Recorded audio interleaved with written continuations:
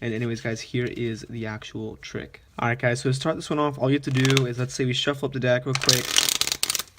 And then from here, what you're going to do is have the spectator cut the deck up into 3 different piles like this, and then you're going to have them choose a pile, look at the bottom card, that's going to be theirs, and then they're going to mix up the other piles or just switch them up, the ones they didn't choose. So let's say we do that. Let's say we have a spectator come over, and they're going to cut the deck up into 3 different piles, and then at this point I'm going to look away so that way they can choose a card, and then I'll come back. So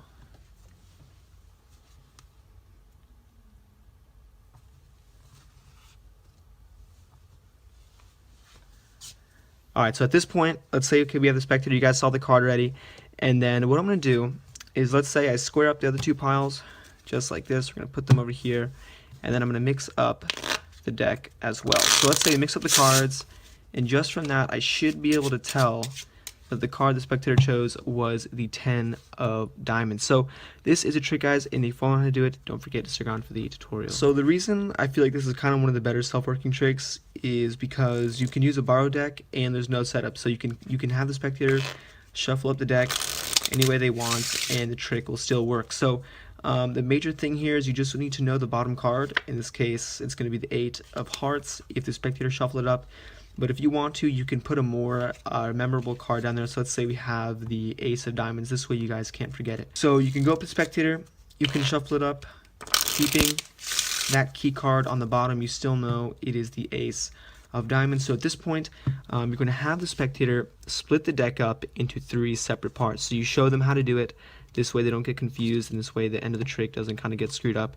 So you know that left to right, from your perspective, you're going to have the key card as the bottom. So from here you tell them to pick any pile they want and flip it over, and whatever card is on the bottom, that is going to be their card. And then the other packets that they didn't choose, you're going to make sure you tell them to just flip them, so that way it makes it more difficult for you to actually find out the card they picked. So you put the cards back together, you let them separate it themselves, and they kind of just spread the packets out like this.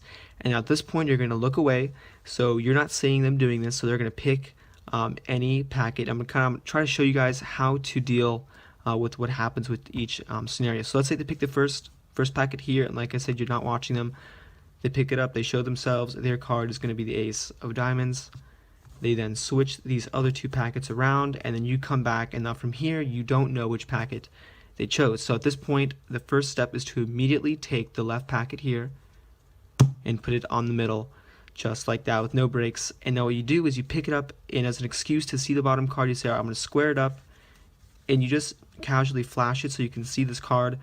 And now at this point, you know if the middle packet is right here, and you see this is not the key card, their selection must either be the card you're holding in your hand or the key card itself. So you know you're remembering the 8 of clubs, you put that on the 3rd packet, and you say, okay, I'm just going to mix up the deck real quick. And when you go to mix it up, you can do a riffle shuffle, and that's going to allow you to peek at the bottom card here, so you know that this isn't the key card. So if the middle card and the last card, so if the 2nd packet and the 3rd packet don't contain the key card, then you know the card that they selected was indeed the key card. So at this point, I know the card was the ace of diamonds. So I'll show you guys now what happens if they're going to use or pick the 2nd packet. Alright, so at this point, you still have the ace of diamonds as the key card in the left, and you have 2 random cards at the bottom. So let's say they were to pick the middle packet here. They're going to pick it up, show it to themselves. In this case, their card is going to be the ace. Actually, let's make that the 8 of spades, so it's a little bit easier to differentiate the cards. So let's say we have the 8 of spades is going to be their selection. You're not looking, they flip the packets, and the first thing you always do is immediately put the left packet on the middle. You say, okay, I'm going to square it up, you flip it over, and at this point, like I said before, it's exactly like the last scenario. You either know this card is going to be their selection, or you know that the key card is going to be the selection. So from here, you're remembering the 8 of spades, you put that directly on top of the last packet, and you say you're going to shuffle the deck. And now you see we have the key card here. So now we know their selection is not the key card, it was the card right before it, so it's the 8 of spades.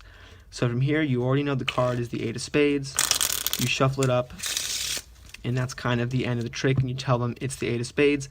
and I'm going to show you guys how to do it with the third packet. Alright, so again, we have the key card here, okay, in the left packets, and now let's say the spectator is going to choose the packet, the third one, to the right. They're going to pick it up. They see their card is the Jack of Spades. You switch the other two. You immediately go to put the left packet on the middle. You say, alright, I'm going to go ahead and square this up real quick. And now that you see that the key card is in the middle, you immediately know that the next card is going to be theirs. So you see the key card, you put it on top of the packet, and all you have to do is find out what card is on the bottom, and you know the Jack of Spades was their selection. So another tip real quick for you guys, let's say we take the key card again. I'm going to go ahead and take the Ace of Diamonds here. We'll put that on the bottom. We're going to redo the whole entire scenario. And a good trick here is, let's say they were to pick the middle pile. You flip it around like that. You do the thing where you put the left packet in the middle. When you look at the bottom here, when you flip these over and you can get a glimpse of this card and get a glimpse of the last card, you can see that whatever card, if you have the key card face up in the scenario, so if the key card is on the bottom of one of these packets, you always know that the other card is going to be their selection. So if you can visibly see the key card in the trick, then you know whatever card isn't the key card that's on the bottom of a packet is going to be the selection. So hope this helps you guys out. I hope you guys like the video, and as always,